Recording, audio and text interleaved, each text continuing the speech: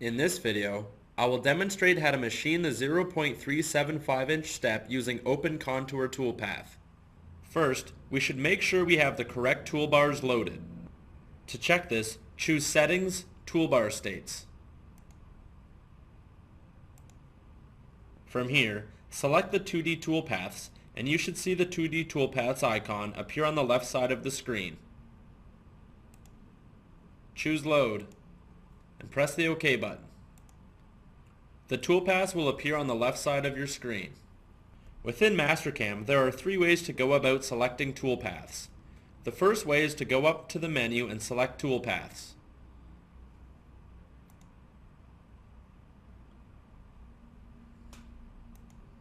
The next way is to right-click in the Operations Manager.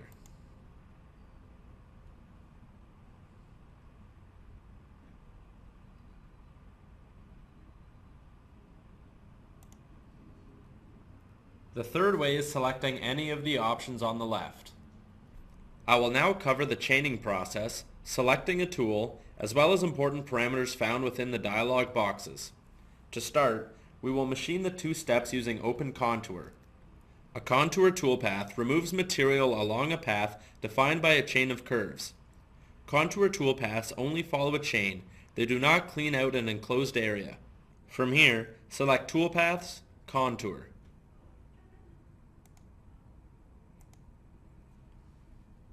We will then be prompted for a new NC name. For this example, we can keep the default name. Choose the OK button. The chaining dialog box will appear. These settings have been covered in a previous video, so you should understand the settings found here. If not, please go back and review the exercise. We can leave the default settings as shown and pick the following line. Make sure that the chain is going in the clockwise direction. If the chain is going in the wrong direction, use the reverse button to correct the chaining direction. Chaining is important because it determines the direction the end mill will move across your part. As well, it determines whether or not you are climb milling or conventional milling. You can now select the OK button to exit the chaining dialog box.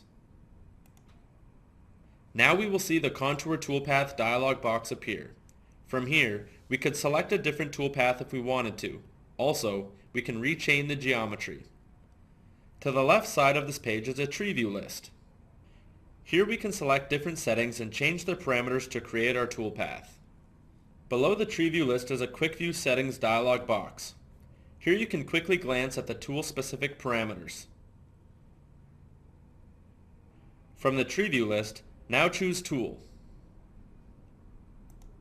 From here, click on Select Library Tool and disable the filter.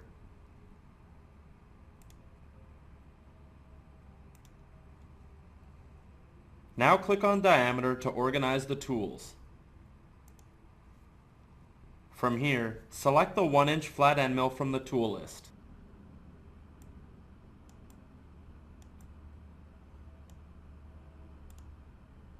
Select the OK button once complete. Your tool will appear as shown.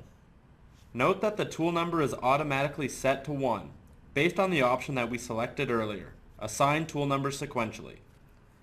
Now, enter in the comment, machine the 0.375-inch step.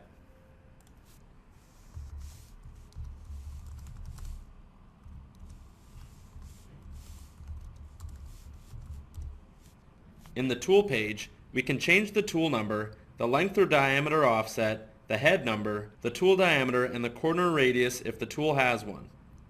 We can also set the spindle direction to clockwise or counterclockwise. Feed rate sets the rate at which the tool moves through the material. Spindle speed determines how fast the spindle revolves per minute. Feed per tooth sets the amount of material removed per flute. Surface feet per minute displays how many feet per minute the till will cover. Plunge rate sets the rate the tool will plunge into the material, whereas retract is how fast the tool retracts out of the material. Select the cut parameters. On this page, we can set out compensation type. This determines the tool compensation, adjusting the toolpath to allow for the cutting tool's radius. There are 5 different types of compensation. Computer automatically calculates the compensated tool's positions based on the dimensions in Mastercam. Control uses the machine's control to calculate the positions instead of Mastercam. Using this option will output G41 or G42 in your NC code. Where has Mastercam calculate the compensated tool positions but also outputs a G41 or G42 code. This lets the operator adjust for tool wear at the machine. Using this option, you would input the difference between the selected tool size and the reground tool size at the control as a negative number. Reverse wear works just like wear, except the wear adjustments are input as a positive number. Finally, off. Mastercam will not compensate for adjusting the tool's position. The center of the tool will go down the selected chained entities. For all of our tutorials in Mill Level 1, we will be using computer. Now, set the compensation direction to right. This determines which side of the chain the tool is on based on the chaining direction. Roll cutter around corners set to sharp inserts arc moves around the corners in the toolpath. The radius of the arc moves is equal to the radius of the tool. Ensure that roll cutter around corners is set to sharp. Ensure that infinite look ahead is also enabled. Infinite look ahead prevents the toolpath from crossing itself. Below is stock to leave on walls and floors. Stock to leave on walls and floors leaves a specified amount of material on the part to come back with a finished pass. Contour type sets the type of contour toolpath. There are 7 different contour types based on the selected geometry. These will be covered in future tutorials. Now select lead in, lead out. Lead in, lead out dictates how the tool will enter or exit the part. Disable both entry move and exit move. Now, enable adjust start of contour and input a length of 60. Enable extend. This will extend the start of the contour. Now select the copy button to extend the end of the contour. This will also extend the tool 0.6 inches past the end of the contour. From here, select the linking parameters. Enable clearance and ensure an absolute amount is set to 2. Also, ensure retract is enabled with an absolute amount of 0.25. Now change the feed plane to 0.125. Finally, change the depth to an absolute amount of negative 0.375 and choose the OK button to generate the toolpath.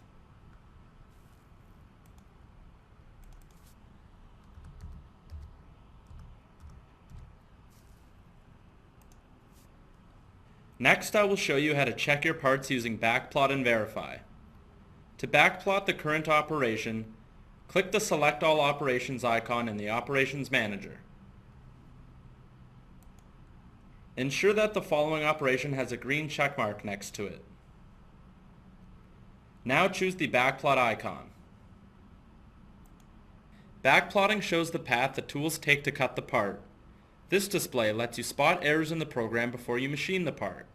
As you backplot toolpaths, Mastercam displays additional information such as the X, Y, and Z coordinates, the path length, the minimum and maximum coordinates, and the cycle time. It also shows any collisions between the workpiece and the tool. From here, select the Backplot tab and enable the following settings as shown. All Operations, Follow, and Leads. You can now choose the Home tab and make sure you have the following settings enabled. Tool, Fixtures, and Workpiece. Finally, select the Play Simulation button to run the backplot.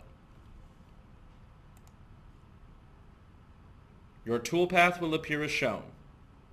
Now we will simulate the toolpath and verify. From the Mastercam Backplot Home, select the Verify button as shown. Verify mode shows the path the tools take to cut the part with material removal. This display lets you spot errors in the program before you machine the part. As you verify toolpaths, Mastercam displays additional information such as the X, Y, and Z coordinates, the path length, the minimum and maximum coordinates, and the cycle time. It also shows any collisions between the workpiece and the tool. Ensure that the following are enabled: Tool, Stock, Fixtures, and Workpiece. Now select the Play button. To view the whole part, select Isometric View and Fit Screen. Your part will appear as shown. You can now exit Verify. In more detail, I will now explain the other icons located in the Operations Manager. Starting with the top row of icons, select All Operations. This will pick all operations you have created. Beside that, we have the option to select all dirty operations. A dirty operation is any operation that has been modified and needs to be regenerated. To the right is Regenerate all selected operations. Then we have the option to regenerate all dirty operations. Post-selected operations runs the post processor and creates the NC program. High feed optimizes high feed rates for selected operations. This option is typically used in 3D machining where the programs are longer. Next, delete all operations, groups, and tools removes all toolpaths, tools, and machine groups from the Operations Manager. Below is Toggle. Toggle locking on selected operations locks and unlocks selected operations. Locking an operation prevents you from regenerating it. Toggle Display on selected operations displays and hides selected operations in the graphics window. Toggle Posted on selected operations enables and disables posting on selected operations. A Go symbol indicates that posting is off for the operations. Here we have the options to move the insert arrow up or down, after the selected group, or you can scroll to where the arrow is in the Operations Manager. Only Display the selected toolpath displays only toolpaths you have selected in the graphics window. Finally, Only Display Associated Geometry displays all geometry associated with the selected operations, provided that the geometry is not hidden or blanked and is on levels which are visible.